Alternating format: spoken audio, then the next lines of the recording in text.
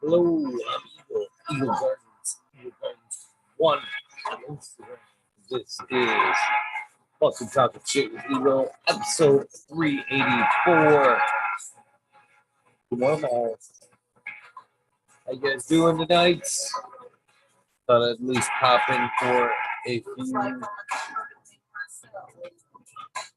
Shut myself off in the background. Joe Y. Just Ice Stone. How you guys doing? I got my chat popped out here. Little boiler, the biscuits.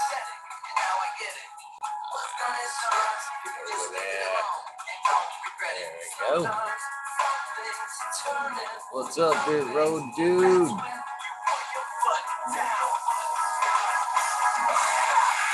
My chat going. You guys smoking on? 5 watching. Cheers. Ancient Soul Roan Red Pill.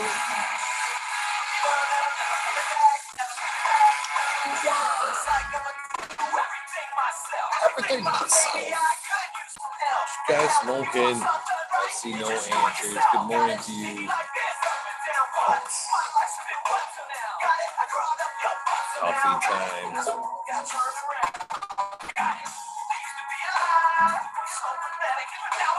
Wedding cake. Sounds pretty good. Fixing to chop up some primal punch I grew.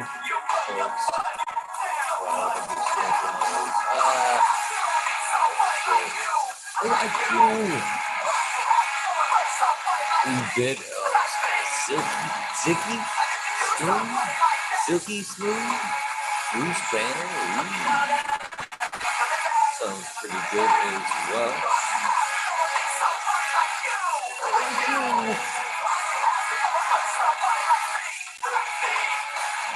Where are my scissors?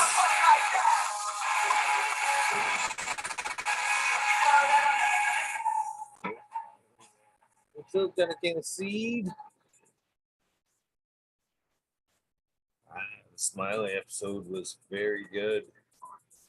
Smiley, Brandon, Russ nailed it down. They always do.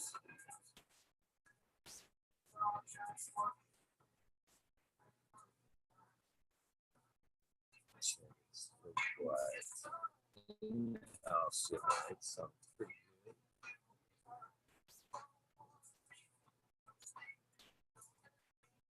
Sounds pretty good. I just was working in the garden, chopping down, still working on chopping down that barbecue gorilla amongst a ton of shit that I need to do.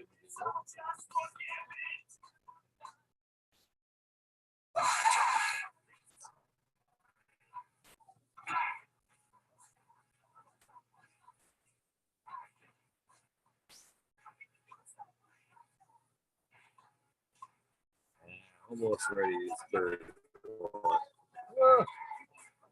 Jamie is in the house.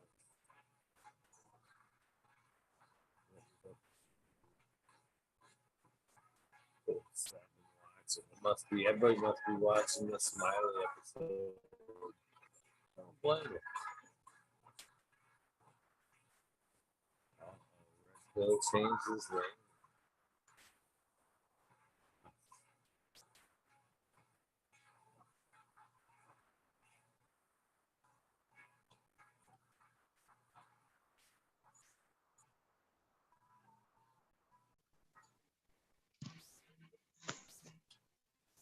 Smash cakes are good. Do love that shit.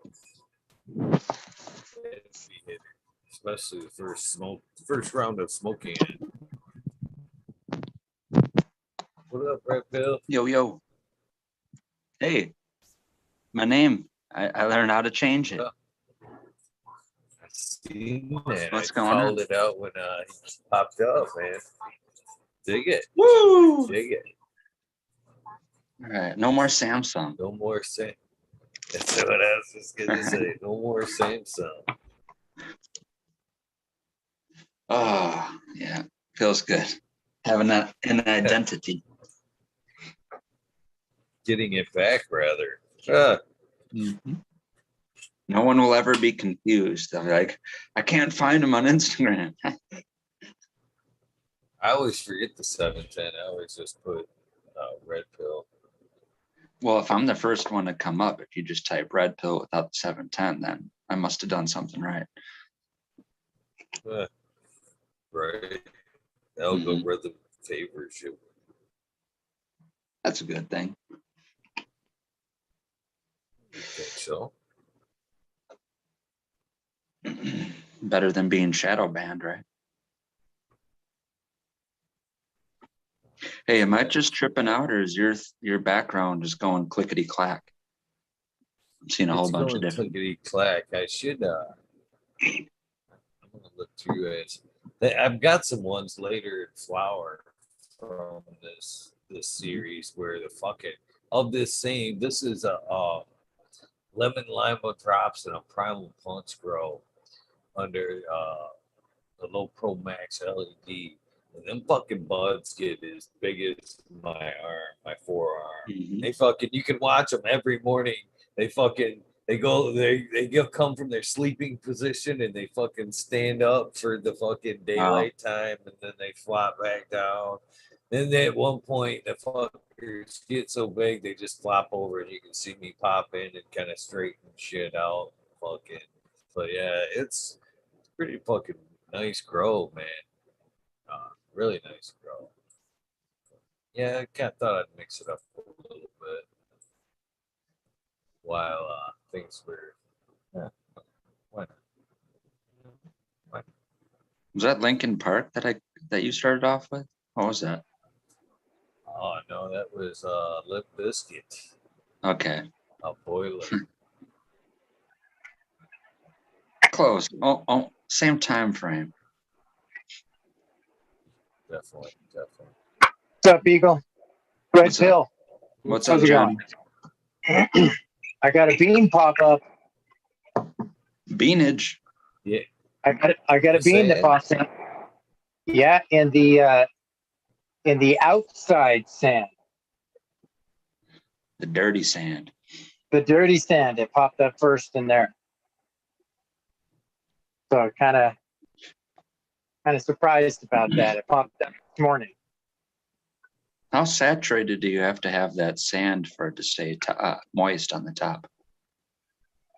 Well, I basically just moisten the sand just so that it's not soupy. You know what I'm saying? It's just moist.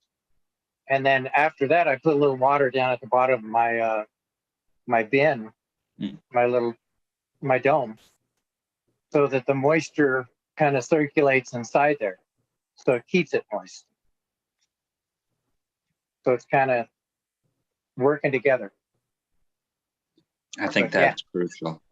You probably won't be able to pull that off without the dome. It would probably happen without the dome because it happened outside. Really?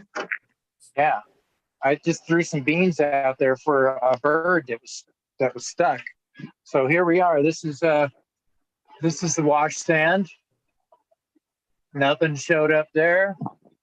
And there's the outside sand. And you see a little guy right there? Yep.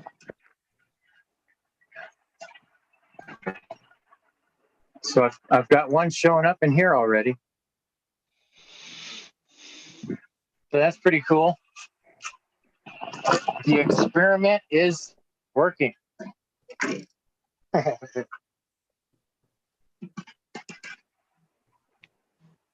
that's exciting. I like it when stuff comes together like that, you know?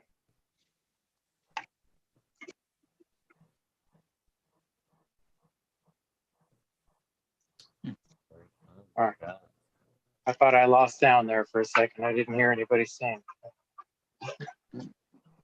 No, we just momentarily had some crickets and go. I was just thinking, what happens next? Like, do you start feeding it nutrients right away because it's in sand? Well, no. What I'm going to do is I will let it get to a certain point. There's got to be nutrients in that sand. You know, there's got to be. Well, I From know my they understanding, what I've heard is that desert sand is some of the most nutrient-rich soil there is. Because when you have a rain out in a sparsely rained area, as soon as it rains, you got a bunch of activity going on. You know, out in the desert, you got all kinds of growth that just comes out of nowhere, which is strange. I just always So- wondered if you can make like your version of a FPJ. That would be cactus. I wonder if you could make FPJ out of cactus. And that would help you. What's FBJ?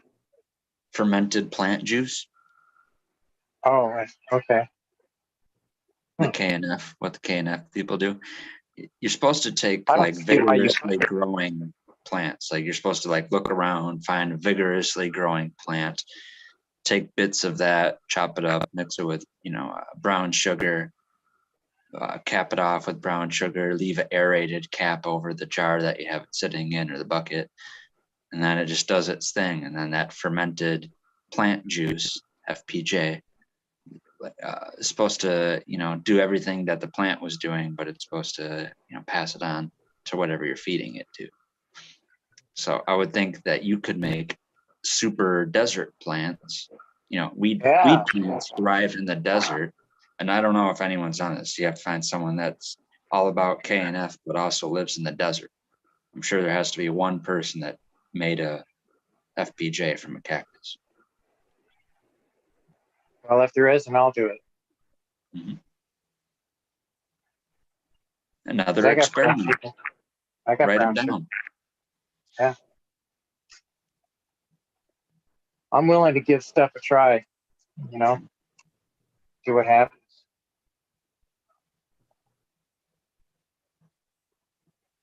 Yeah, I like doing that kind of crap.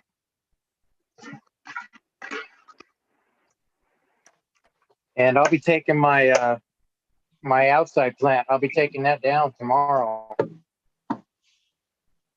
She's purpling out on the buds on the outside. Not really purple, more of a maroon color. Kind of a reddish purple. You know what I'm saying? Burgundy. Yep, a burgundy color. And underneath all the leaves, it's all colored out up underneath them, and it's just frosty all over the place. All right. And Yeah, it sounds like perfect Yeah, plant. Yes, it's got a lot of dirt on it. Spray her down, hose her down before you chop her. Hose her down and give her a little shake. Good idea. I'll do that. Yeah. But I don't really want to use this regular water that we have out here, because that would be kind of terrible. No, you're going to want to go to your nearest Catholic church and ask for their holy water. It's going to be your primary option to start with. The holy water. Get me some holy water. Just sprinkle it. I got a dab to take. There you go. Boy, it is warm in here right now. I got to go turn my air on, or my swamp cooler. I got to get some air out of this house. It's crazy. It's that warm over there already, Johnny. Yeah, it's 85 in my house right now. It's pretty warm. Yeah, so I'm gonna turn that on for an hour, and it'll suck all the air out, bring some of the cool air in from outside. Yeah, it was a nice day today. It'll probably take about 5-10 minutes, and this place will be down to about 79, right around there.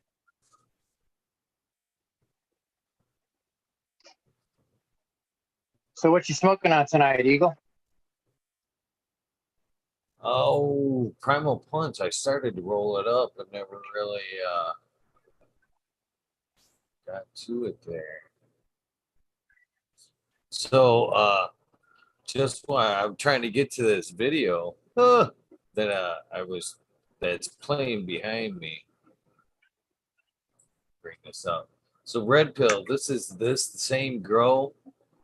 Let me bring it up so I can screen share this picture. I'm still looking for the time elapse video, but this is that same grow a little further on right here.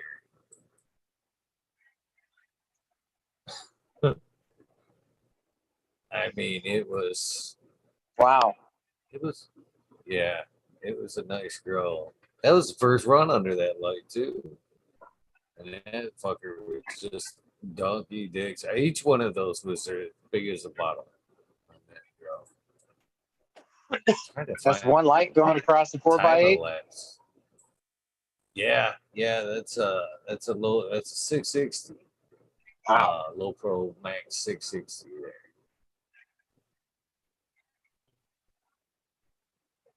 I like that.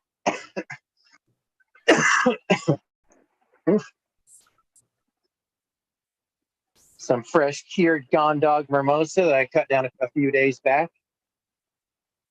Got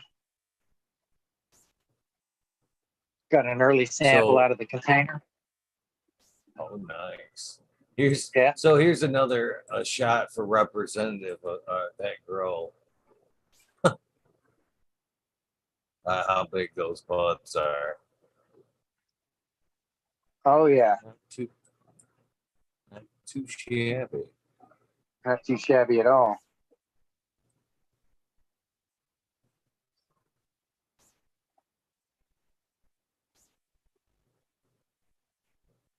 The video is fun to watch, so that's why I'm kind of looking it up. It's a lot better.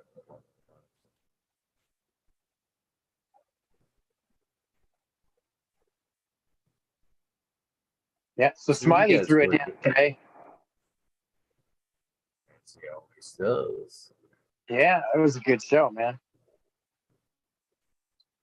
I got up this afternoon. I started running around doing some stuff and getting busy, getting some things done. And then I looked at the clock and I said, "Oh shoot, I'm late," because I'm just not used to it being that early, you know. So I jumped on. It was already halfway done. Yeah. Let's go back and watch it. I think that's where a lot of us are right now, is rewatching that. Yeah. Yeah. I'm glad a subject got brought up without me having to ask a question, because I know Brandon's kind of he's got his own opinion about, or he's doing stuff with trichoderma that in the last few months slash all the research or the stuff that I've been listening to in the past few months to a year, there's been like negative things said about trichoderma, which is weird because it used to be part of the microbe regimen that I was feeding. And I used to think that was half the reason why my plants were doing good, is because I found 1 out of 3 microbe supplements. And the 1 out of 3 that I had was 6 different strains of trichoderma. And I was thinking like, oh, trichoderma is a good one. It's the best. It's better than all the subtilis and all the bacteria strains. So I'm glad that got talked about, and I could probably hear a discussion about that for multiple hours.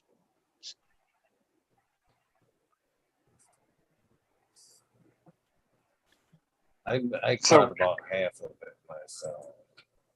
Yeah. So what are they saying about that stuff? They're saying it's, what are they saying that's bad about it? Well, that's what I mean. It didn't go into like super long detailed thing, but it definitely sounded like Brandon had to had to specify that it's like one certain whatever, I don't want to say strain if that's not the correct terminology, but it's one specific trichoderma that he's using that is really good. So I just needed more like a deeper discussion about how beneficial is trichoderma. Are there negative side effects to it? Because I've heard people bring that up, and I don't know enough about the biology of those microorganisms enough other than to hear that there's two opposite opinions. I've heard people say that they're good. I've heard people say that they're bad.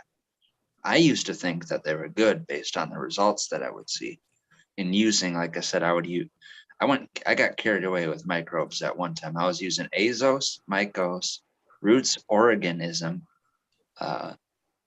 piranha, tarantula, and voodoo juice. Right. The the piranha was the one that had 6 different strains of trichoderma, and it wasn't even advanced nutrients. It was like before advanced nutrients started selling it, and it was like a certain doctor's proprietary formulation of it. And like I said, they had the tarantula, which was all their subtilis strains. Supposedly their voodoo juice was either 1 or 2 different subtilis strains that were the only information that they could have done testing on in the place in the world. They couldn't do it like in America or Canada. Supposedly they conducted studies in Israel that they were okay with, because Israel is pretty progressive in marijuana or medical marijuana research. Yeah, they are. Anywho, the voodoo juice was supposedly formulated there because that was a place that they could use actual subtilis strains that were like supposedly co-evolved or supposed to be living on the surface of cannabis roots. I don't know how far deep that science goes, but like I said, based on the results I saw, I could only conclude that it was because I was using such a heavy amount of microbes and such a diversity of microbes. Like I said, there's 6 different inputs. There's nitrogen fixing, there's mycorrhizal, there was beneficial fungi in the form of trichodermal, beneficial bacteria in the form of the tarantula and voodoo juice. What I got brought up on, or the information that I first learned, was you can't overdo it on microbes. I don't know if that's true or if other people have more, like I said, in-depth research in knowing that. But I thought the more diverse and the more abundant your soil biology is, the better you're doing, regardless of if you're in a sand, silt, clay mixture or a super soil mixture, regardless of that. It's just the amount of soil biology you have living, the highest amount of living organisms you have in your soil is what I thought was the best thing. So trichoderma, good or bad? To be continued.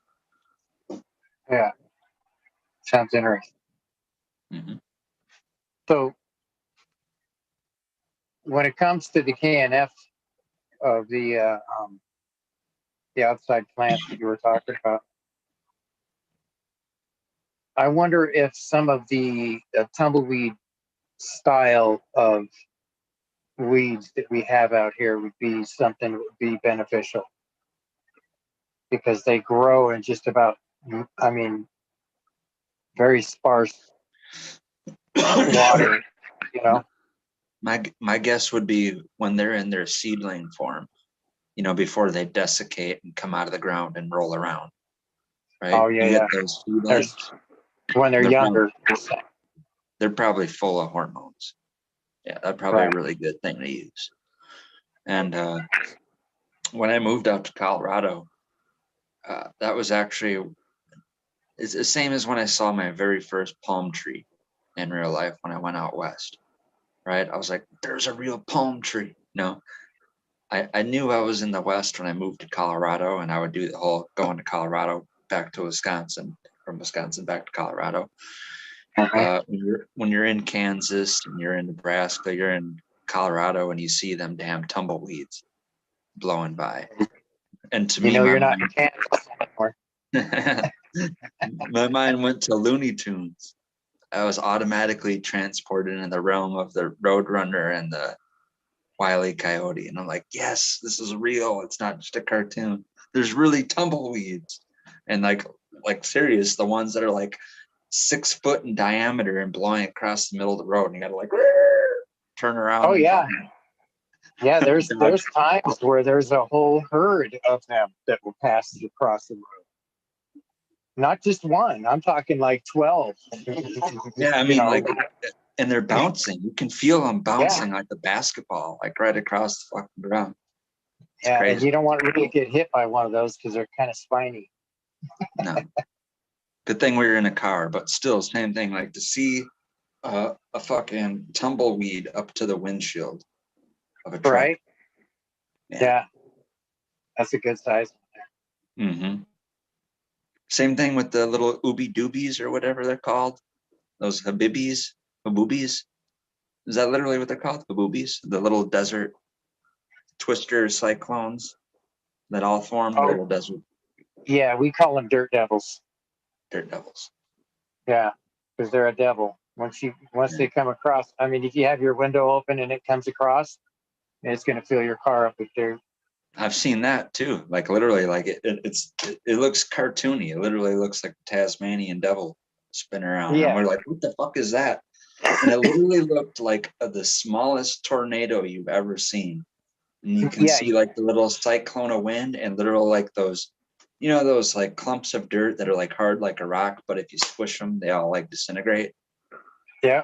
It was like 25 of those in a whirlwind that was maybe like 5 or 6 feet tall, following the side of the road. Oh, that's a trip. Yeah, yeah. I see them out here all the time Mm-hmm. when I'm going out to Boulder City. There's a big a dry lake bed out there, and they have a lot of solar arrays lined up out there and stuff. And you go out there in certain times during the summer, and you get a nice good wind kicking up, and it'll come through that little valley, and you'll have 2 or 3 of those suckers spinning around down in there. You know, it's Mm-hmm. really cool. When I was, I was about 16.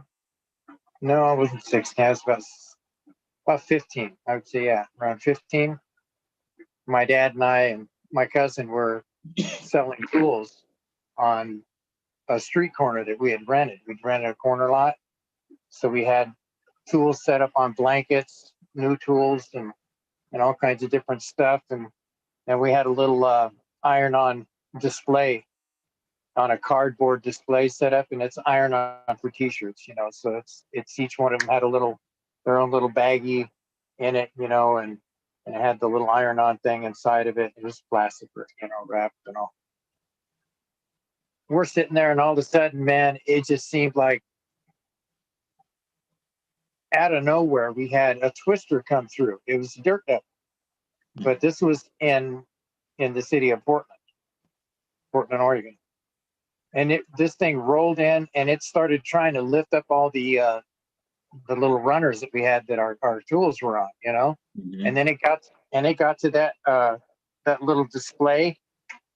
And it was just like in the movie Twister, where they dropped those Dopplers off into it, and it went off in there, and we're flying around so they could get all that information. I saw that movie in theaters. Yeah, I'm it was that old/young. Watched Twister in theaters. right. I did too. Yeah. So it was pretty amazing because these all of these little iron-on packages were at different levels throughout this twister. You could literally see the funnel of it going up in the air and coming down, and it was just full of those displays. I mean, it was just flipping around up in there. And my dad goes like this. He goes, you got to go get every one of those. Where I'm at, I'm in a really, really weird, like 4-block radius of a really weird microclimate. And a couple of years ago, a little storm came down similar to that, and it uprooted and broke apart like 30 to 50% of the neighborhood trees that were there. And like the whole landscape is different when you're driving down the road. There's like more sun exposed to the road because it used to be lined with trees and everyone's parkways. And Was like, it a twister? I don't know. I don't know if it was a full form thing. It was something that happened like in a flash of a second. It like blew apart all these trees, knocked like everyone's power lines down. Everyone had trees either on the roofs or the garage roofs. My dad had to rebuild this fence. You know, they had to redo the power lines. But it's just a really weird spot where we're at, and it sometimes happens and you can kind of feel it, but not to that extreme. That was like as bad as it gets. But maybe around this time last year, me and my dog were out in the backyard, and I heard that like cyclone sound, and like woo, you know, and like I could hear it, like I don't know how far away, but I could hear it approaching closer and closer. And like that same thing happened where it literally felt like a vacuum, like someone had a vacuum cleaner was going right over the whole like block, you know, slowly. And I was yelling to my dog, like, we gotta go inside. Come on, let's get inside. Go, go, go. And he's just digging around, playing in the backyard, having fun. And the same thing, like there was a weird updraft where it literally felt like a vacuum, like everything was being sucked up. And luckily it only lasted like 6 seconds. And I thought it was bad. I was like hatching down. I'm like, something's fucked up. Like we got to bunker down. I was screaming to my dog to try to get inside. And luckily it passed by, and he was slow to it. Cause like you said he's stubborn. He doesn't really listen right away until he realizes how frantic I'm being. So like after it was already passed by, is finally when he started looking at me like, what's going on? So he came chased me to the gate to get back inside. And we went inside, and I was like, holy shit. Like I to me, I thought it I got caught outside in a place where you should be in a basement or something. I literally thought that I was right in the fucking ground zero of where a tornado. You thought you were in the eye of the tornado. Yeah. Yeah. Exactly. Yeah, that's a trip. You know, my dad, I grew up, he's kind of weird. I thought he used to exaggerate it just to kind of make me laugh, but he kind of gets weirded out by storms. Like you like, we got to go downstairs, you know, put on a weather channel and just listen to it until the whole thing's over with. You know, like peek open the blinds and be like, that's looking really bad out there. He used to do that. I used to think it was just him fucking with me. Like he would pretend it's worse than it is just to kind of be silly.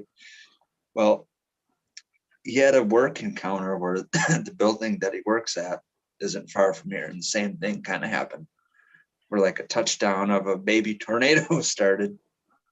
And the place that he works at is like they do a lot of heavy machinery lifting, like, you know, like factories and warehouses and stuff. And they'll put in big giant automotive presses and just huge heavy machinery that needs cranes and that kind of stuff to lift. So he's in the like warehouse or the actual place of business where they got all like the machines and cranes and forklifts and that stored.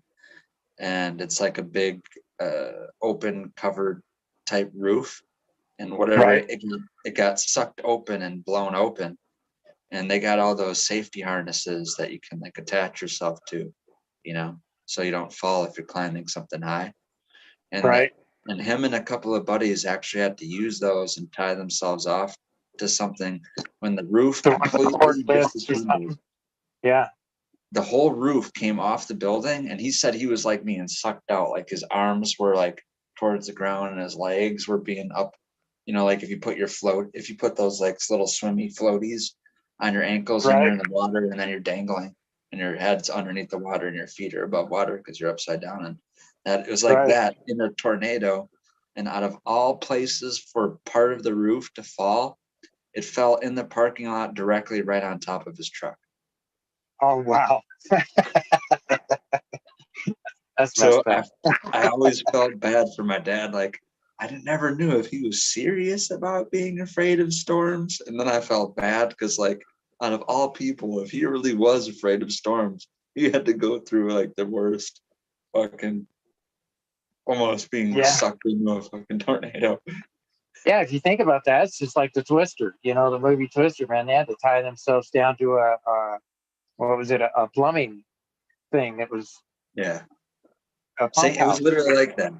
Like in that Yeah. last final scene of Twister, where like, and then you're being sucked away and you're only attached to something you're tethered to. But yeah, the roof of that construction building got launched and fell directly on top of his former work truck. The truck that he has now is what he got to replace that truck that the roof fell down on top of.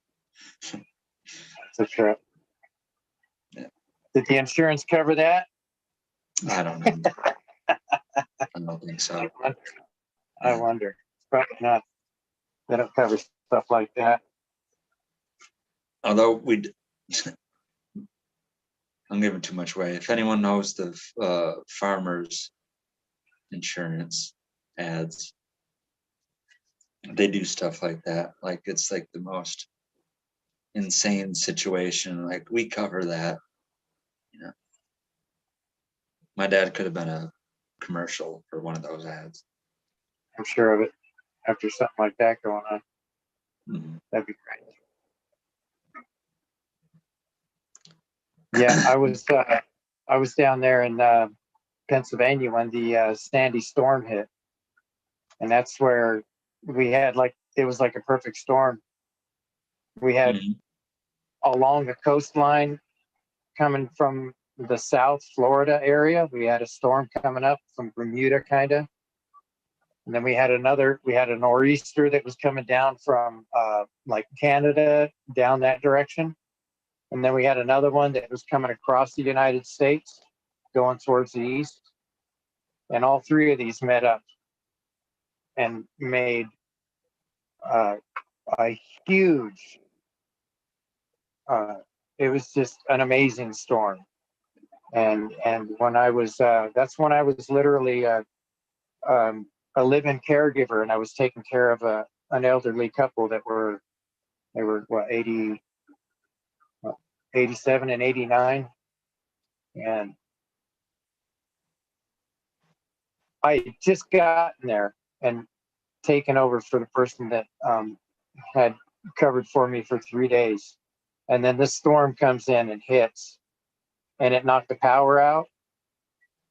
It literally sheared off a bunch of trees, power poles, and it ripped the power right out of houses, you know, because when the telephone pole went, it just ripped all the lines right out that were connected to the house. Anyways, yeah, it was we went for 10 days without power. Wow. And Never during been that long time, without power. yeah, during that time, we had a generator delivered, a barbecue, and a few other things, and it was kind of like camping inside the house, you know. that 10 days makes a situation we had literally 3 times worse. But we I don't remember, forget what year And it was. it was snow, and there was a foot of snow outside too. I want to say maybe it was like it was either 99, 2000, 2001, 2002, in that kind of range, between 99 and 2002, where we had a crazy 4th of July storm on 4th of July, and it did the same thing. It knocked all the lines out, and everyone was without power for like 4 days, 4 days.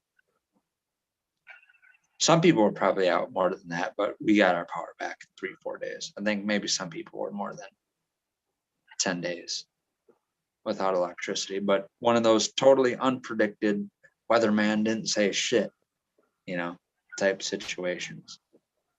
That was a totally destructive storm. And yeah, I've seen a lot of it too. Like when I lived in Colorado Springs, I've never seen more hail in my entire life. Like 2.5 inches of hail that comes down like in a 7 to 15 minute time frame. Yeah, Like that's it's really weird. completely blue sky during monsoon season. When this time right now, when monsoon season hits, you have totally blue skies up until about noon, 12:30, and then more so towards the beginning of monsoon season, towards later. But it usually introduces itself in the form of hail, and like once a week or a couple times a week, it just comes down like that. Like Colorado Springs and other places have to be among the highest in insurance for hailstorm and shit like that. Yeah, in Oregon, we had tons of hail all the time up in Portland, Oregon. Just come out of nowhere. And boy, that didn't take long to cool the house down. I actually had the water going in the pump.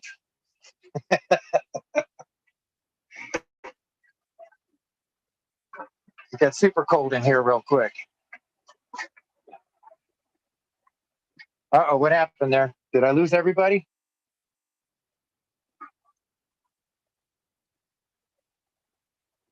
No, All right, Red Pill, what'd you Pill do? just walked away. All right. Yeah, it got really cold there for a second. I had to go shut that thing down. That didn't take long at all. It's Works that 77. good, huh? Yeah, it's 77 degrees in here right now. Yeah, it didn't take long at all for it to drop at 10. Yeah, when it's at night, it's a lot cooler at night, so it doesn't take long for the air to cool it down. But I had the water flowing too, so it had it was literally cooling the air as it was blowing in, made it a lot stronger. I've never used one. I've seen one in use. Yeah, Tao, the American one, being in New York, I'm sure he has some stories about that Sandy storm, because it literally ripped up the New York shore and the Jersey shore. I mean, it took it away, eroded the whole beach. That would have been an awesome time to go down there and do some metal detecting, find some old stuff. That reminded me of this. I've seen this video. It kind of went around virally, and I don't know how much research went into it. Like from people that were seriously inquisitive. But if people remember that, I think 2004 tsunami, when that happened, Indonesia. Yeah, a lot of people, like fucking 200 or 300,000 people. Well, it washed away part of a mountain. Yeah. It also washed up like tens of species of aquatic animals that have never even been seen or documented. So that's kind of what you said. Washed them up offshore, you mean? Oh yeah, like weird ass, like the weirdest looking, like sea monster, Loch Ness monster type shit that you've seen. Like weird creatures that they're in the ocean, and they're in a part of the ocean that's totally undisturbed except for that event that literally washed them up. Yeah, that was a freaky event. I remember when that happened. I was listening to the After Dark show with George Norrie, and they literally announced coast to coast. Yeah, coast to coast, and they announced it on there. And I told people at work, because I worked in a warehouse, and we did the graveyard shift, So it was 1 o'clock in the morning or close to that, 12, something like that. That's when I got the news, and I told people, yeah, there's a tsunami that just happened, and everybody thought I was full of shit. And when they found out next day, they were surprised that I was able to get that news to them. But they were always like to know if Red Pill extracts his own turds.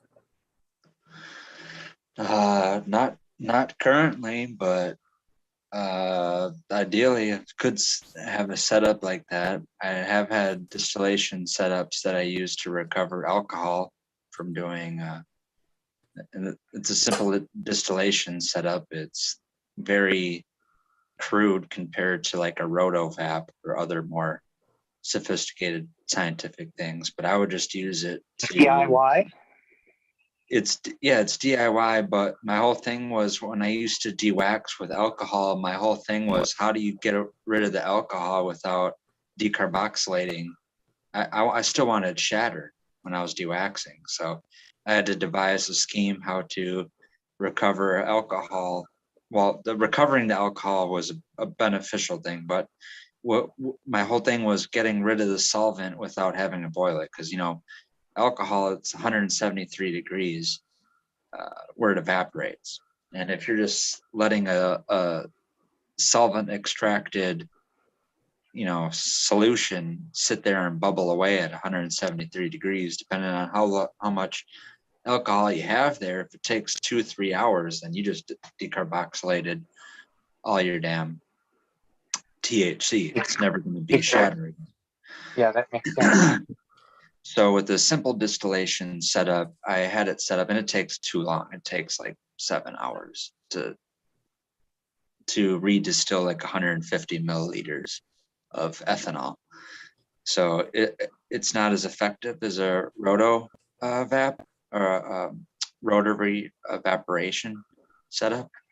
And those cost anywhere, unless they got cheaper since I looked, they cost anywhere starting from $750 to $900 and then up for a 1 liter setup. And a 1 liter, when you do roto evaporation, 1 liter technically means 500 milliliters, because with boiling flasks and distillation, you only fill them up to 50% capacity.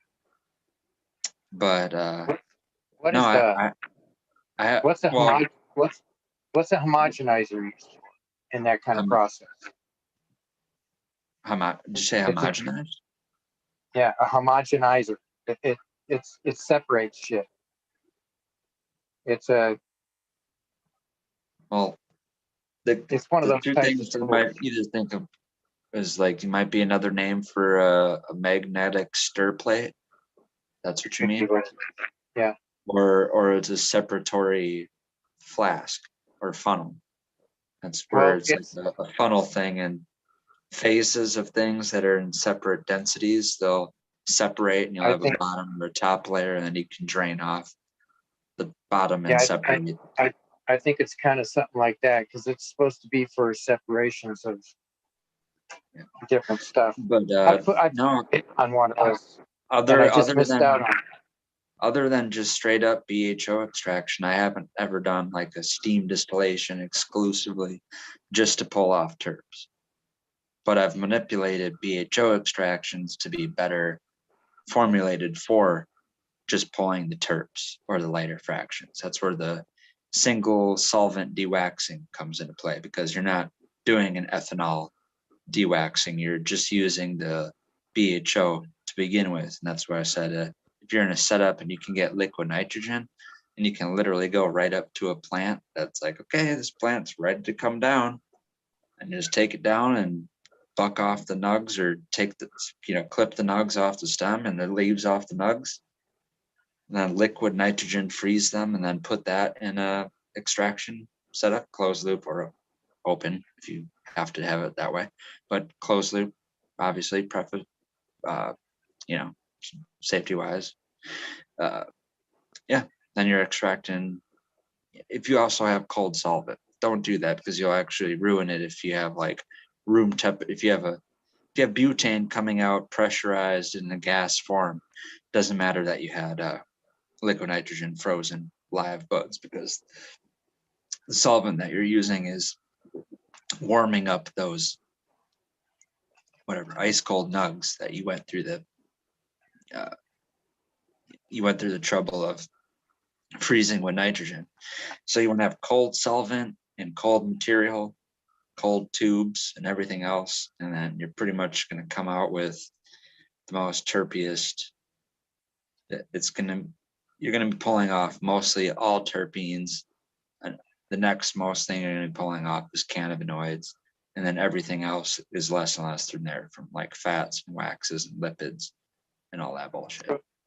So is that how you make shatter and stuff like that, or what? That wouldn't come out as shatter, because now that even though you do, you don't What have would be the end product of that? what with this, because you don't have the problem, like I said, with accidentally boiling away or decarboxylating while you're boiling away ethanol. This is kind of the opposite, to where you're conserving every bit of THCA that was still there, but because the function of that process is pulling off such a heavy terpene fraction, now you're ending up with kind of more like that saucy, more liquidy stuff. That would be your kind of the sauce thing, or it kind of moves if you tilt the jar, or it's in that like wet applesauce kind of texture. Right. But the beauty of that is it's not decarboxylated. Every bit of THC that's there is in the form of THCA. And then you just have terpenes that are basically liquefying it. So that's the stuff that you want to use for like the sauce pens or the live resin cartridges and that kind of shit, because you don't have to dilute it with any cutter. That would just be pure. Yeah, it'd just be pure. Yeah, that's cool. That'd be a strong hit. It's pretty good, yeah. It's overpriced for, and I haven't seen it in a thing that makes any sense to buy, and on a maybe recreational level, but medical level, yeah, there's no sense in buying $50, $70 cartridges just to vape live resin. But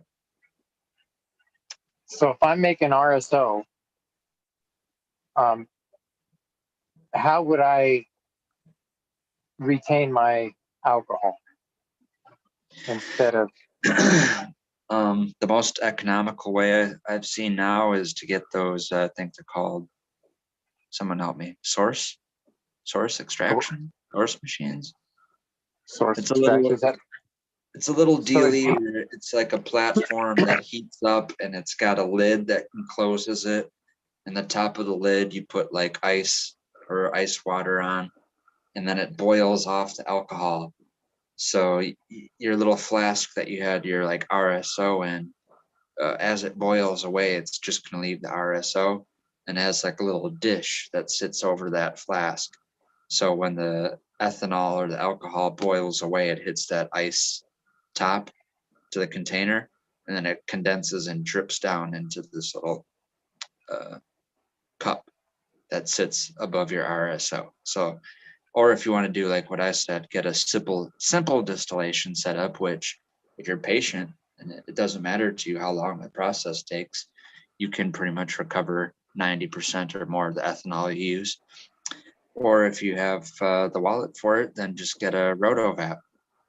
That's $750 to $900 investment. But that's I don't how have they that do kind it. of money. Yeah, well, that's how they do it in the lab. And then, like I said, it's step down. You want to take one step down, get a simple distillation set. That's like around $150, $200. And I don't know what that source extraction machine is nowadays. Maybe you can get a used one, or maybe there's 100 people listening right now. There's got to be at least one person that owns one already. It's kind of like a magic butter machine. They marketed that. So yeah, they have a easy whatever tabletop or whatever plug and play version of a way to recover ethanol through doing RSO. That's one of the reasons why I haven't done my RSO yet, is because I don't want to just boil that away. You know, I want to try to reclaim it, more or less. But yeah. So if I reclaim it, I could reuse it again to do the same thing. I suppose you could do it a few times and then it wouldn't be good anymore. Or what? No, you're just going to get less and less of a return each time. So like say your first time you recover it, you pull off like maybe 95% of what you used. And then that second time it's like 90%. The third time it's like 70%. But even though your yield of distillation is lower and lower each time you use it, you're still pulling off that 95% ethanol. Exactly. What comes over is always the same purity. You just get less of it because it's lost to the air. You know, if you don't have a totally enclosed setup, then there's always going to be a little bit lost to the atmosphere. Well, I definitely want to get that information from you on how to do one of those DIYs because I want to do that. Mm-hmm. Just, you know, doing one of those reclaim machines. However, what you were saying, you made one. It takes a long time for it to do it. I just bought like the lab, the lab gear that's goes by the simple distillation. It's a boiling flask, a arm that attaches, that transfers a boiling flask to the condensing column. The condensing column, same type of elbow type contraption that takes the condensing column into the collective flask, your distillate flask.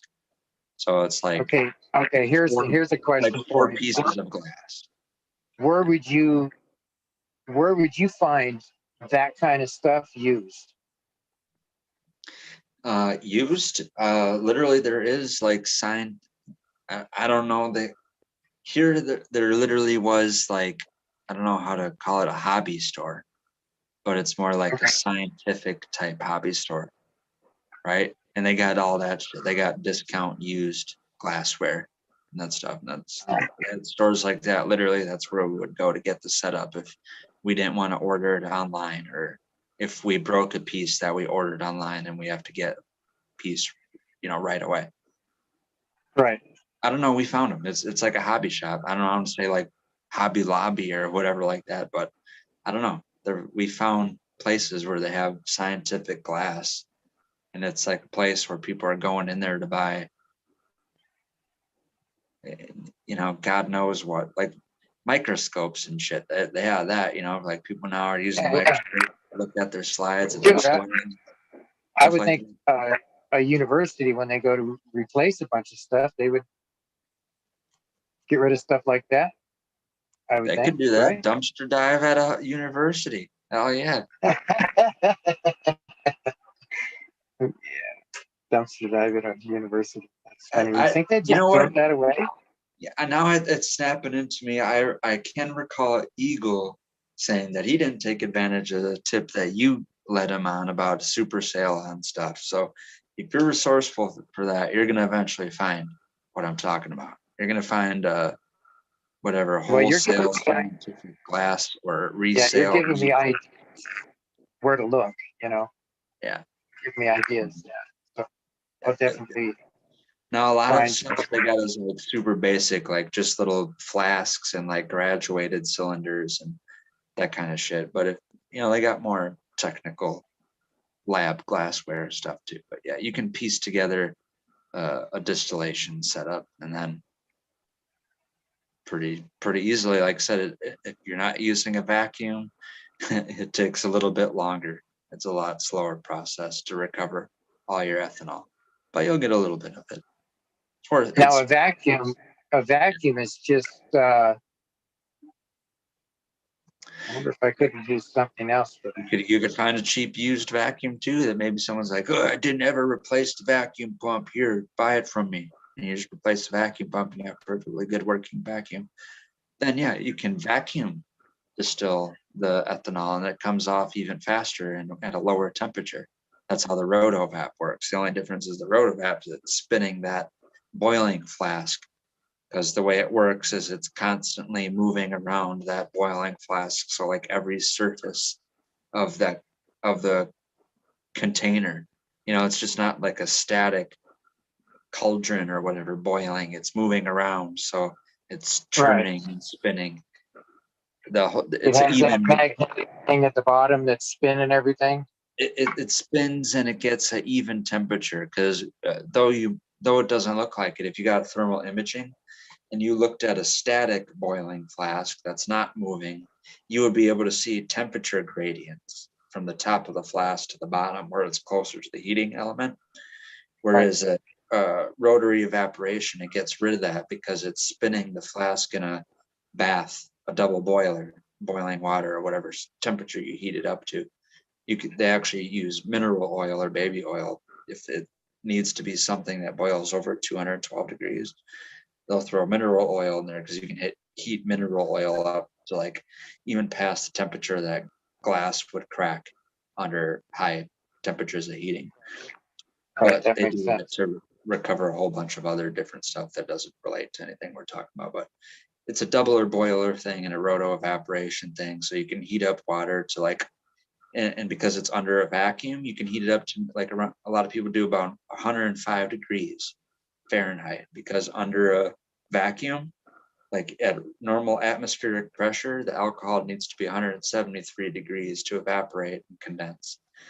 So under a vacuum, you can even lower the temperature. So now you're evaporating it, and you're way beneath the temperatures that would cause decarboxylation, because you're recovering alcohol at like 105 degrees. It's not Yeah, much more. that's really good, because decarboxylation, you have to start it. I mean, you're getting up to the 130s, the 150s Yeah. when it starts doing that. So that's how I did it. That's how the very first processes of me making true shatter, like I would say de-waxed shatter. Well, I wanted to send out a thank you to Sorrel Howe, because he sent me some information just now on how to find some stuff that I was just talking about with you. Cool. Yeah, right on. Great.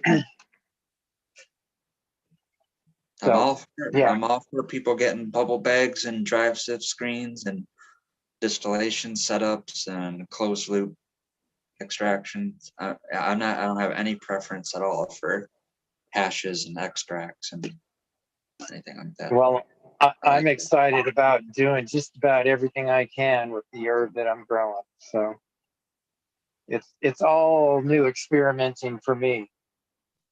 Good stuff. That's like this the sand stuff over here. I can't believe I got a bean to pop out in the old outside sand first. That blows me away. You know.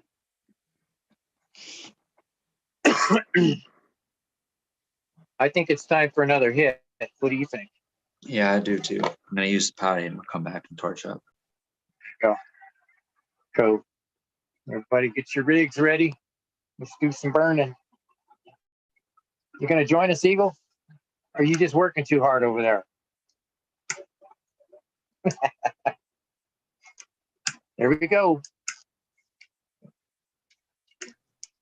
I'm over here trimming.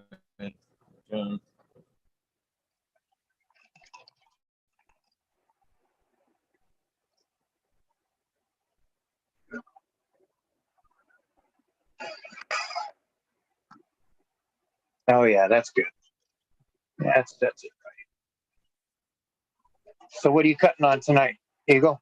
What you trimming up? Is that the gorilla barbecue gorilla? Is that what you're doing? Yep. I didn't get to it last night. Brain around and shit all day. I got a full day tomorrow. Yeah, you can't help yourself when it's nice outside, right? It's hard to stay inside. But yeah. Plus, I think I'm gonna start putting the garden a little bit more in front of shit. So Trying to get her no lined up. sense in no sense in being on camera talking shit when there's work to be done. Yeah, I understand that. Yep. Yeah, I'll be taking this one here down, this Puckerberry Knockout. I'll be taking this one down tomorrow too. She's ready. She bulked up for an extra week and a half, 2 weeks. And she got nice and thick. A bunch of extra sprouts coming out of it. Super smelly and sticky. Loving it.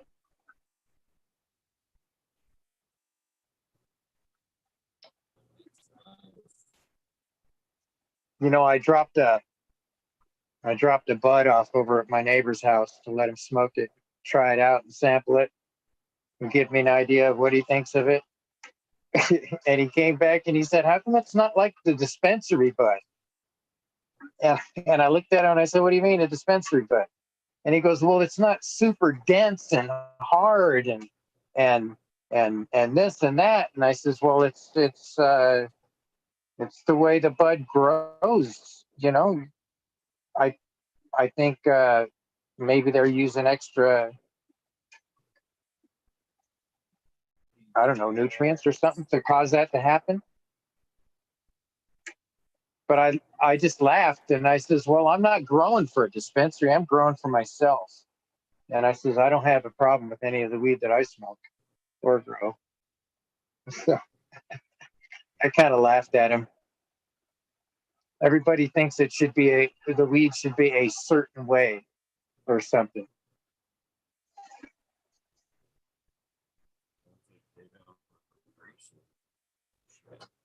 That's what it sounds like. Yeah.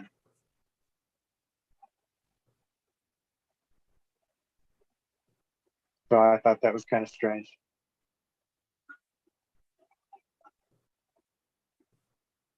I appreciate all the weed, you know?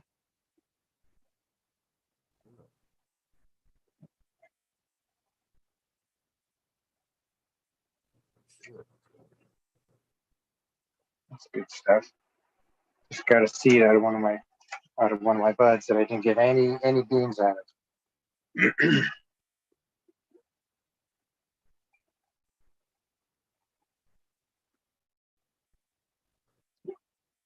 Yeah, so I probably won't be sharing any of my smoke with him anymore.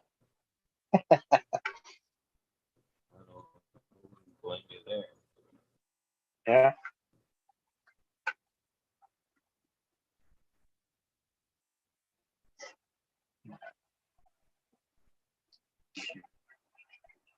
Yeah, so I got 2 plants coming down tomorrow. That'll be good. So you say I should hose that thing off before I bring it in? Because I've got a container inside here that I wash my plant off with, dunk it down inside of it, you know, do the dip in the RO water. Well, this is where I would say I have literally no experience with, and it's your climate, so you're gonna have to big boy it and figure out the best way to do it, because I have no idea how to handle that situation. Yeah. I haven't ever had. I've only grown outdoor weed in Wisconsin, and it's hot and humid in the summer. We don't have dirt and dust flying around, so. Yeah. It was definitely dusty weed.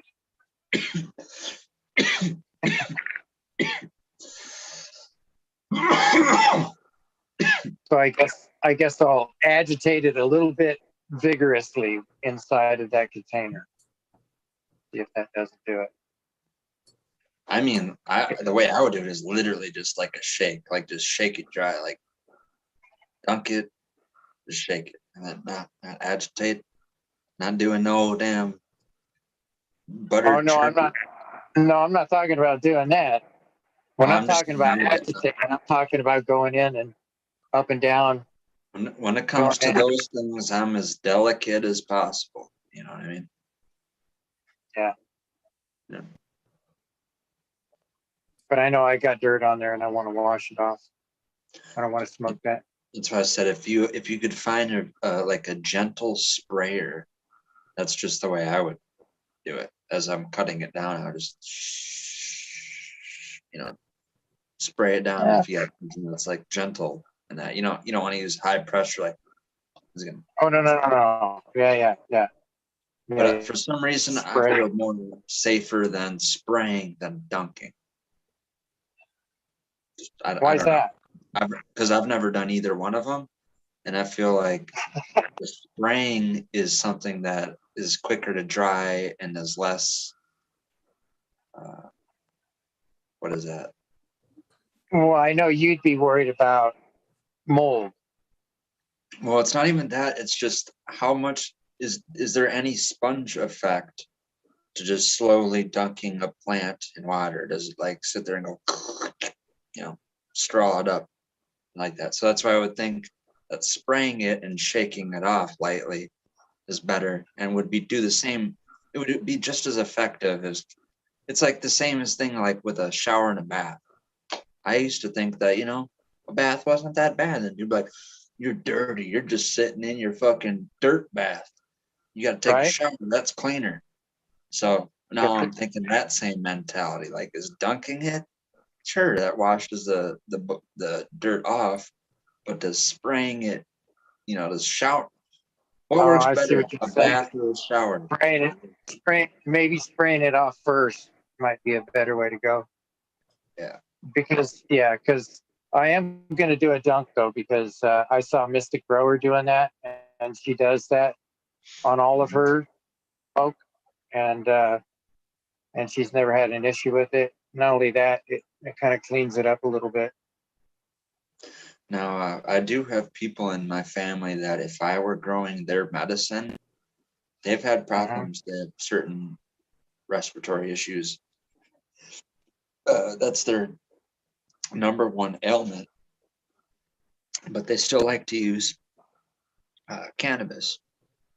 And it's funny because they don't mind smoking it.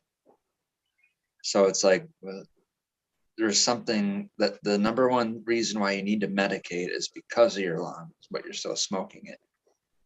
And, that seems like they'd be more into the edibles. Where they're at, they can kind of get away with it. And then they've came here to the States. This is a cousin of mine in Europe. He's came here to the States on vacation, and he's smoked Mexican brickweed that someone thought it would be a good idea to give him. Right? In the same time where I had my own homegrown stuff, and I was trying to convince him, like, there's microbial fucking shit. My weed's safer than any weed that you can find. You gotta, if you're gonna smoke anyone's weed, it's gotta be mine because mine has the fewest amount of microbes on it. Well, he smoked brickweed, and he ended up getting aspergillus in his lung. Right? So it's kind of like that too. Like if I were growing that person's medicine, I would be washing the buds, and I would figure out the best way to wash the buds. You know what I mean? Yeah. So I agree. I think there's a reason for it. Maybe it's not just for you to get the contaminant from the air off of it, but like I said, actual making it a safer, less contaminated product. That totally makes sense. I literally have known people, like there's obviously people that know better than to just have moldy weed. And then there's the people that are like, no, it's a whole nother health concern if you smoke moldy weed. And then, they're like, I probably smoked some pretty bad fucking brickweed, my dad. I'm fine. Well, that's not everyone's situation. Like I said, my cousin smoked bad weed and got a microbial infection in the lung. Right. So. And that's dangerous if you got issues in that kind of a situation, your lung situation. Yeah, cystic fibrosis. So. Yeah, that's bad. That's bad. You want to get stuff like that going on. I told them that like the safest way that you can do it is, like I said, there's a whole nother thing because there's a whole nother, want to nitpick every little thing. There's certain kind of microbes growing on my weed. Okay, but my whole thing was like my weed vaporized, like conventional vaporized, like how Jack Greenstock has that old school setup. Yeah. My buddy's cousin that has a Silver Surfer vaporizer, or even a volcano vaporizer like that. If he were to use that method with my weed, there would have been like no chance of him getting an infection, but he would have had all the therapeutic benefits from it. So,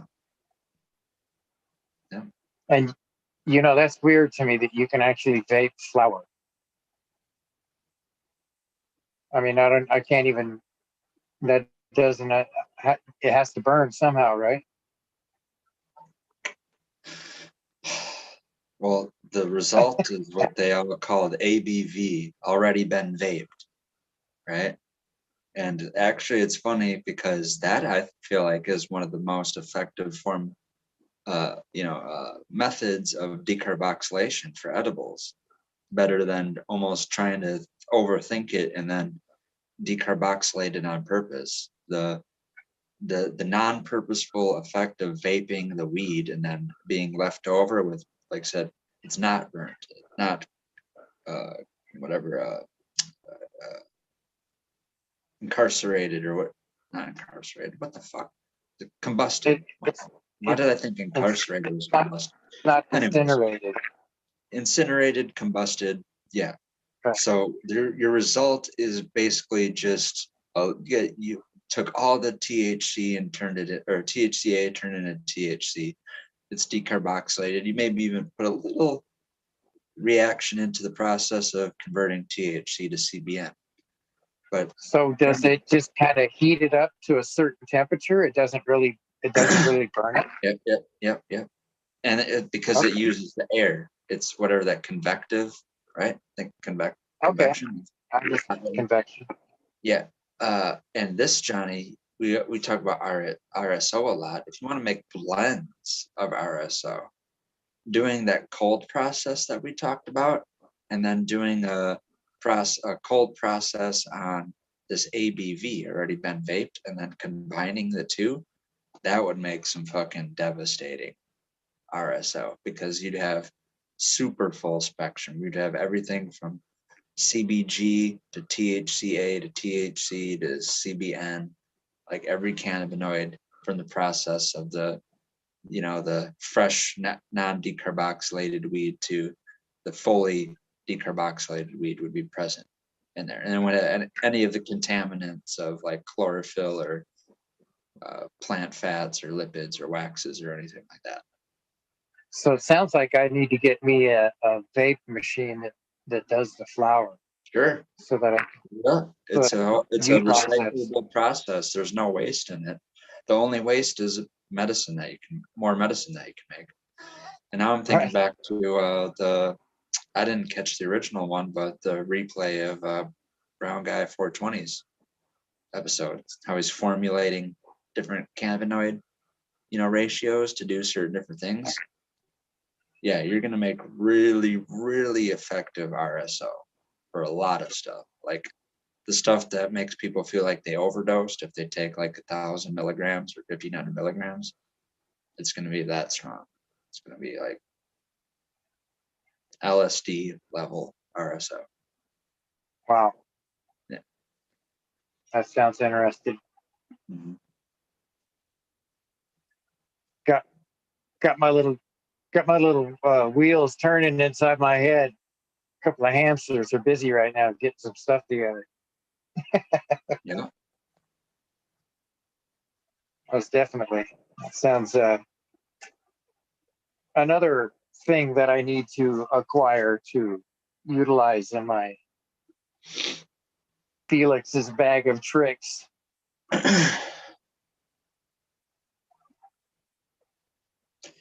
That's I get satisfied, when you see me dab the abundance that I do, it's because I'm not doing what we're talking about. I'm not coming at it from multiple angles. If I could do a bunch of different stuff, like I said, I would make a proprietary blend of RSO or capsules. And I would have for Flavortownville, I would have, my couple of my favorite varieties in live resin form to dab on low temperature and just get a mouthful of flavor. Right. Then I would have varieties that I grow for I guess it would start off as a hobby until it's more like proven over time. But the fun in having a project and trying to breed a hash plant, right? I'm going to start off with whatever gene pool and selectively breed from it the best plants for dry sift hash. I turn that dry sift hash into some pressed or, Frenchy temple ball type hash. So then I got some hash to smoke on, live resin to dab on, capsules and tinctures to do. And then, like I said, just the nostalgic and the social effect that I think that really, what I think the best benefit of bag appeal, for my sake at least, would be the social effect of it. And the people that are outside of me and you and Eagle and everyone listening right now, we can all probably hang, if we're doing dabs or smoking blunts or, doing edibles together. We more or less all have the same tolerance, especially if we're using it for medicine. But a lot of people in my social circle, they're not. They're not there. They're low tolerance, and they're maybe just only using it for recreation or the unconscious medical benefits that they're getting, regardless of what their intentions were of using it. Because as soon as THC is in your system, it has therapeutic benefits, regardless if you're just trying to get stoned or high off of it, right? But a lot of my friends and family, if I grow the weed that I like and what I would try and impress all you guys with, it would floor them. They can't smoke it. They take one hit, half of it, they smell it in the air and they pass out, right? They can't tolerate it. So what I want for them is really pretty, colorful, high bag appeal, not necessarily low THC, but just low cannabinoids altogether, right? Something that I can roll up and we can all smoke a whole joint and then have the thrill of, hey, look at this weed. Look how pretty it looks. And we're going to roll it up and we're going to smoke it. Dispensary weed. Pretty much, yeah. I guess, yeah, I just need to get Gelato 41 in my life and I'd be happy. No, but no, I want to selectively breed that. And like I said, hashy strains and the more stuff that I would turn into live resin is work that our people already did with like, if I could have like an Apollo or a Genius or a Vortex, that'd be like my daytime sativa awake weed. And then my knockout or tapering off or nighttime weed would be like a kosher kush or like a pure kush type strain. More heavy,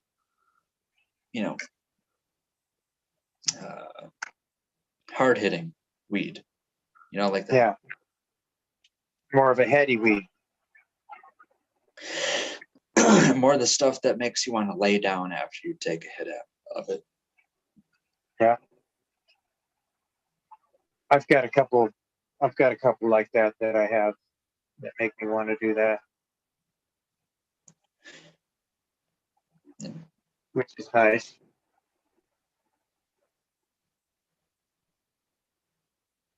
Sorry about that. I had a major yawn right there. I'm going to take another hit right here.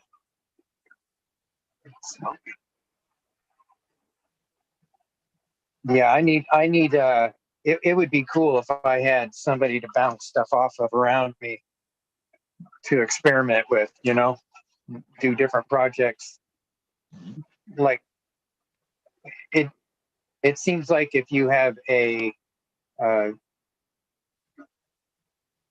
somebody working on something along with you and projects, you could have something in another area over here going, two different things going on. It would be more, just seems like it'd be more beneficial. You'd be able to get more stuff done. Well, that's how I always think about dividing it up in like future setup sake, is there will be what I call just a devoted, I guess you could call it the medical stuff, but just my own supply to lead me to the next round, and then that's where we get in a whole legality thing, like, oh, how bad is a plant count or this and that? How big can your garden be? Because I do, thankfully, if I really needed to, I could set up a grow to have the most optimal, heaviest yield off of a plant, right? And have the lowest plant count. And then in the side, dedicate the rest of my allowing plant count to be towards testing and breeding, right? So if I if I get forced into that thing where like I'm limited, I can only grow like 12 plants, then shit. I want to at least do a pheno hunt of 10 plants. So I'm gonna have to find like a 5x10 or a 4x8 and set that up to grow the two biggest, heaviest, fattest yielding plants under there. And then that rest of the 10 plant count that I have, I would, do for breeding. So that's kind of like what you're saying is it would help if you had a team of people doing that, because then you can have a satellite. I like a satellite location where you could actually have something completely different, happen.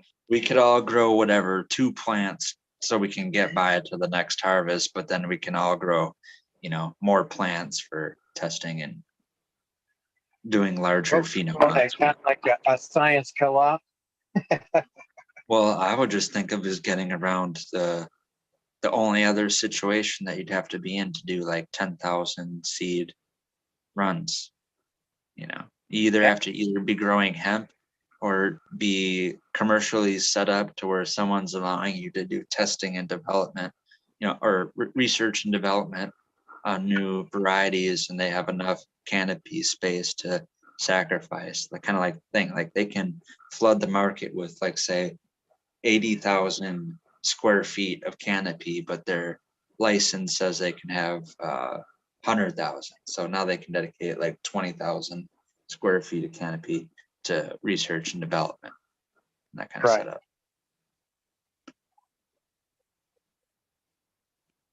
Yeah, I always enjoyed science when I was in school, doing those little projects and doing all that shit.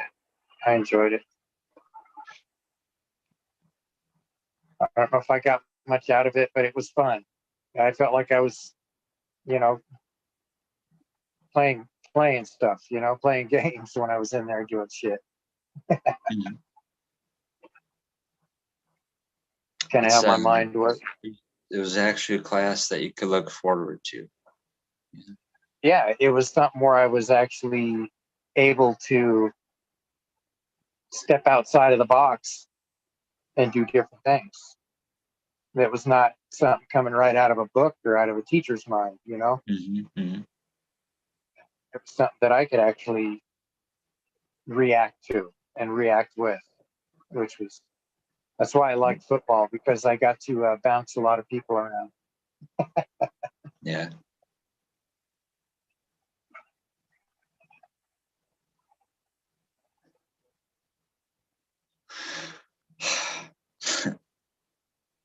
I just reflected the time that I did play sports, it was just more, like I said, it's a social thing.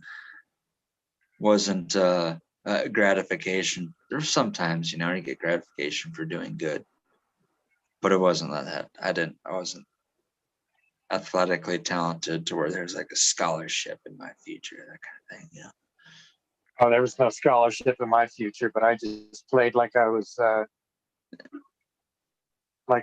like it was the last game there was ever going to be, so I played every one to the 110%.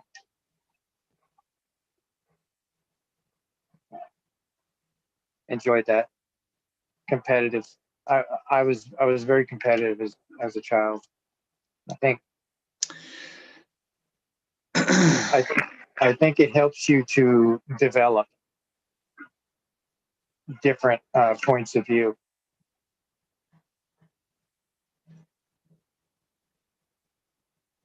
I was never satisfied being Brings out the asshole in me. That's why I choose to not to compete at shit anymore, because it strictly brings the asshole out of me. Once money or competition are in the mix, can forget it. All bets are off. Yeah, if you're putting money involved in there, it always messes shit up. But whenever I was in wrestling and stuff when I was younger, even though I beat the hell out of the guy on the mat in wrestling, I'd always reach out and give him a hand up,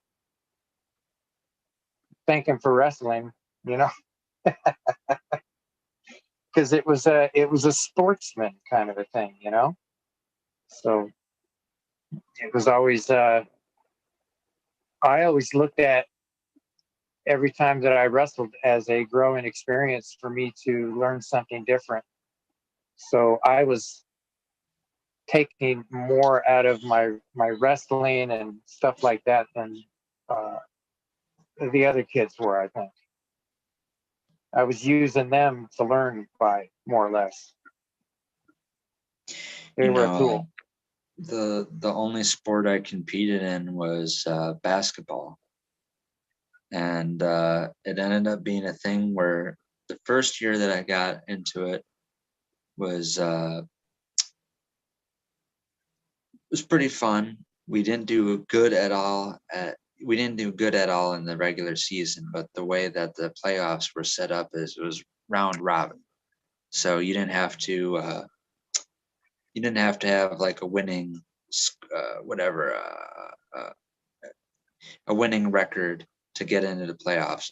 Every team got in the playoffs and it was a single elimination out. Well, anywho, in this time in life, my dad still owned a bar, and this is Wisconsin, so somehow it was like okayed that postseason, like celebration, like my dad rented out the bar, and all the adults brought the kids to the my dad's bar, and we had whatever a basketball team celebration party after that. Well, I didn't know this at the time, but all the other teams and like other kids that I went to school with, and like I said, this was like small teams, like 8 to 10 kids per team, and it was spread across a couple different schools in middle school, like 3 or 4 different schools. Excuse me.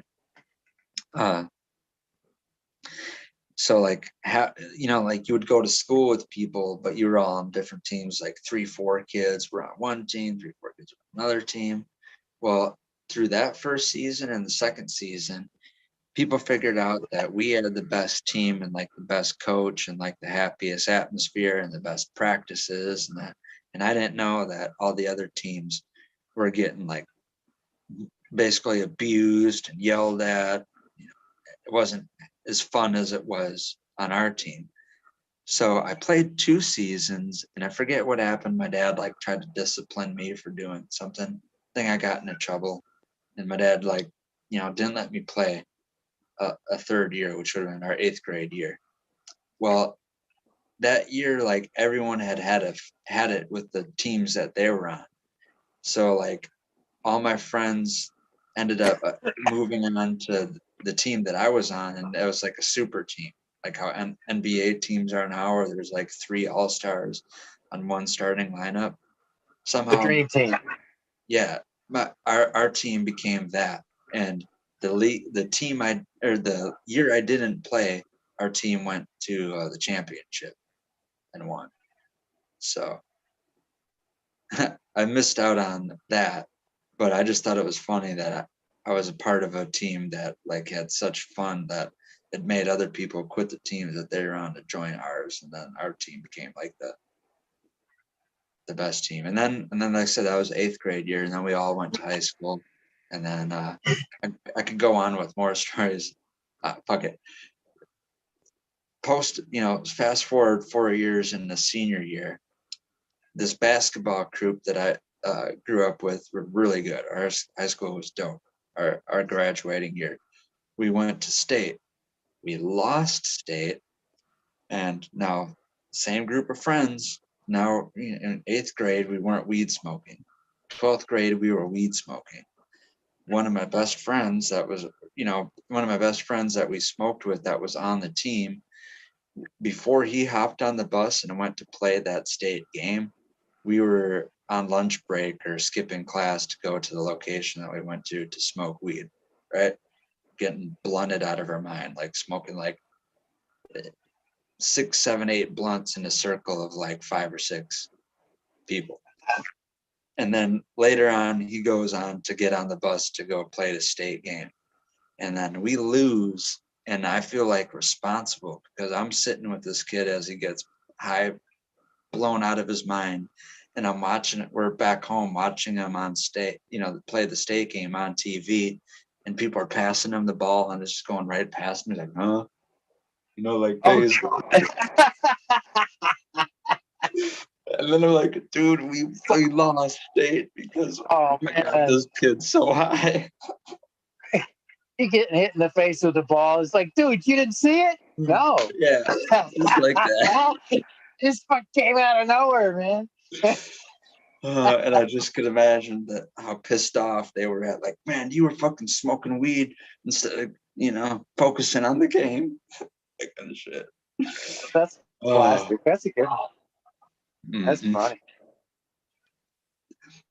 Yeah, I Yeah. used to get high before my games, and it made me zone in.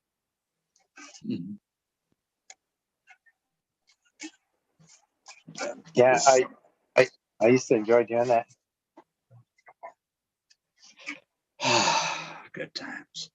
That's part Yeah. of the, like I said, I need to write. That's going down in the book I write for memoirs. Yeah, that's a good one. That's I like that. I'll write a more adjective, story Well, when it comes the to the fact book. that you were able to go back and look at the video of it and see his reaction of the actual situation. It's definitely afterwards. documented. Yeah, I could say the year. I could say the school. I could say the state. Yeah, sure, but I'm not gonna leave. No, I'm not gonna leave but that what big I'm of a bullet trail. But yeah, it's what definitely I'm saying documented. is it's cool that you were able to go back and see it yourself and say, "Oh shit." Mhm. Well, it's even worse because it is documented. I'm sure someone does have a video of that, or it is on YouTube or something like. Ooh. Yeah, don't throw yourself under the bus. I'm not saying that. Oh no. It's not that. I'm talking about like the actual embarrassment, or like I don't know.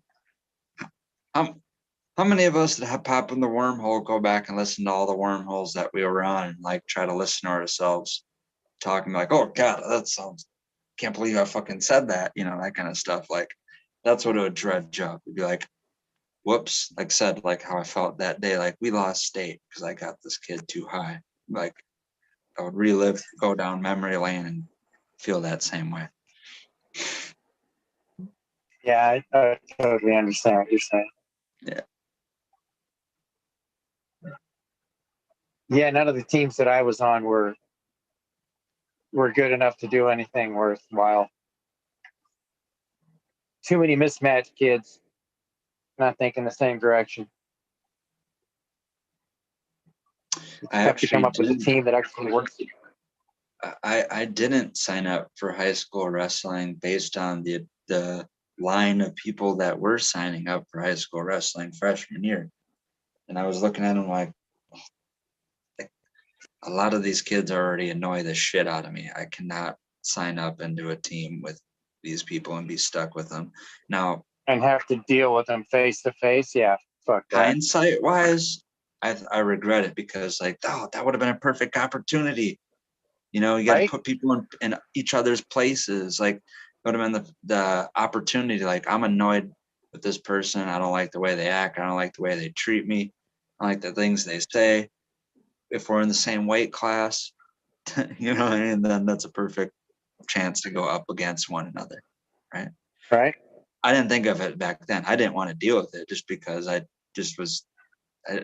was turned off with the the atmosphere, the persona that these loudmouth people had. So I was like, oh, it's too much of a turnoff. I can't deal with this person in a stretched out time frame that it is. Like I can only take 5 minutes with this person before I'm annoyed. I can't sign up for something where I'm going to be practicing and doing stuff, 2, 4, multiple hours with. That was the whole thing. The mindset I was in, like too annoyed to deal with this person. I'm out. Then again, if you'd have done that, you probably would have turned that person from a foe to a friend, possibly. Either that or just got more pissed off and like in the middle of wrestling just start fighting each other. Yeah, that's my mindset. Like we're not going to just wrestle, we're going to start punching each other at some point. Yeah, if you knew where to look. You knew where to look. not even gonna give any clues. You could actually find me in a bunch of papers for wrestling. I was actually really good. I played some pretty good football too, but they coincide with each other, and you can only keep that up for so long. Yeah, before you have to choose one or the other. Wrestling one. Yeah. Hmm. I use the wrestling as an extra workout tool for my football. Now, I definitely continued with the powerlifting. That didn't stop because that came along with it. You had like access to the weight To the gym. weight You know, room. Yep. yeah. So I continued on with that. I did like that, and there was that is part of it. You don't have to wrestle. There was an actual powerlifting, whatever sport or A class or something. yeah, class. You know, that a thing to compete in. That should have been my avenue because I did like that. I used that whatever that leg machine is where you do the leg extends, you know, straight forward, sitting and push that fucking thing. That was maxed out to that fucking 250-pound stack. The whole stack. I was doing like 8 to 10 reps. I don't know why, but I really got strong legs in high school. That was the easiest weight machine to manipulate. That was fun stuff. Mm-hmm. Yeah, at this one school that I went to in high school, we actually had a trampoline, and they let us go in there and mess around on it from time to time. It scared the shit out of me. I got so freaking high. I almost had a heart attack. I had to stop. I had height issues after that. You know what I'm saying? Falling.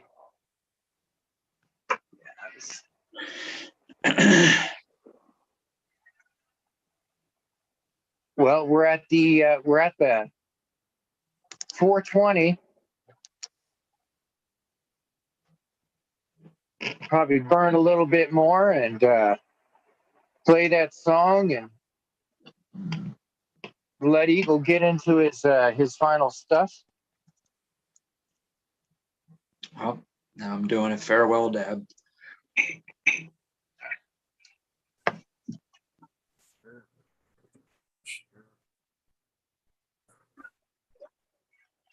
Yeah, I'm not I'll even load gonna up check one more. about tonight. That's cool, man. Got stuff to do, man. I wasn't even gonna log on. I wasn't even gonna come on tonight, except Red Pill kind of kicked me in the butt a little bit, so I decided to come on at least. Let it roll.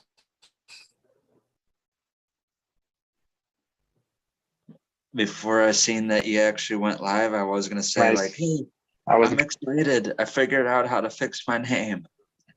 That's why I was so excited about the wormhole, because yesterday we had that thing. I'm like, fuck it, I'll figure it out.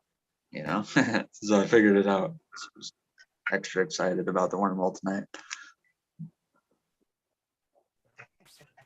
I didn't even notice that. You're not Samsung tonight. That's true. Yeah. All right. Cheers, everybody out there. No more Samsung. Forever Red Pill.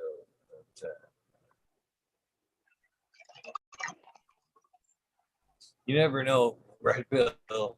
Some days, just for fun, when I'm in that kind of funny mood, I might just change it back to say Samsung just for funsies' sake for the night. Just like I used to change it to Red Pill, I may occasionally change it back to Samsung just for funsies' sake. That's good. Oh, man. Woo. Oh, that was a good hit. I'm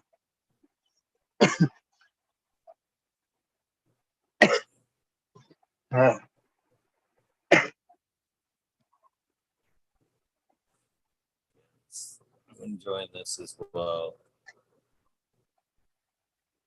Yeah, it was a combination of Gondog Mimosa and Sunny and Kazoo that I just smoked there. Whew. Kick my butt.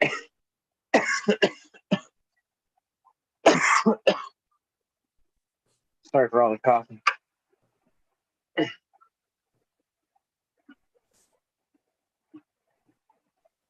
It made me sweat. That was a really good hit. So do you have a target date where you're gonna chop that outdoor plant down? Is it gonna be like in a day's time type thing or sometime soon? Tomorrow. Sweet. Yeah. Well, today. Yeah. Actually. Yeah, today. It's coming out today. Actually. Nice. So I'll more than likely be working on that tomorrow evening. And the nice thing about it, it'll be no trimming trouble at all because it's just golf balls, you know. So I had a it'd be real. very it'd be real similar experience. Maybe like it was like September something. I had a plan. It was a confidential cheese. It was already a couple weeks in the flower. I'm like, hey, I can throw this outside and let it finish flower. And same thing. It got like all purple and black and burgundy and shit. But really compact nugs and really high calyx to leaf ratio. Still like indoor plant wood. Really easy to trim. Kind of low yielding. I think it only got like maybe somewhere between 2 and 4 ounces off of it, but Yeah, I'm not going to get a lot of it. Yeah. You know, really good weed. But I didn't grow it to grow a lot off of it. I just grew it to, I just threw that one outside just to do an experiment on it, you know. First one ever. All right, Well, Nico. yeah. I'm gonna bounce out. Thanks for hopping on, letting us sit here and shoot the breeze. Yep. Talk about old times. No problem. Appreciate you, brother. Thank you guys for holding it down. Yeah. Appreciate you, Johnny. All right, man. Peace out, Johnny. We'll talk to you later. Red pill. Good Yep. conversations. We got to do Yep. an experiment, man. All right, we'll talk to you. Look, yeah, we do. All right, Eagle. Same thing as Johnny said. Thank you for letting us hold it down, and I had fun tonight. Said I reached a milestone. I have my new name, or I have my name figured out. This is a meaningful Pretty good one too. What number is this? Is this 384.5? 385.5? No 0.5 because it was the only episode that it's only a 0.5 when there's 2. Well, I'm looking forward to more, and I'll see you sometime soon. Yes, sir. Tonight, Dark Horse Genetics, 11:30. That'll be a good one. I'm hoping, Peace out. I'm hoping it. Peace out, brother. Yep. Thank you. See you guys later. Well, you guys, I hope you guys do forgive me. Man, I can't even take myself seriously. I hope you guys do forgive me. That's I don't want to squint while trimming glasses. Hopefully, you guys will forgive me for not doing the shout outs tonight. I do have a shitload of work to do. Not that 15 more minutes is going to save me anything, but it is 15 minutes gained. So with that being said, hopefully you will join me tonight, 11:30 with my guest, Dark Horse Genetics. Of course, you know who that is. If not, you need to look them up on Instagram and find out and check us out tonight at 11:30. I look forward to hanging out with you guys then. Thank you guys hanging out for the wormhole tonight with Johnny and Red Pill and myself hanging out in the background. You guys know, hopefully you guys know I love you though. I was a little disappointed though. I looked down my Instagram today and seen that, man, a shit a ton of people that were on the shout outs list had unfollowed. Saying, I'll still shout though. I'll still shout. You guys have a great day. You guys know the deal. If this is the end of your day, please get some rest. If this is the beginning of your day, please have an amazing day. I will see you tonight, 11:30. Please do something nice for somebody. Random acts of kindness do save lives. I'm a living, breathing example of that.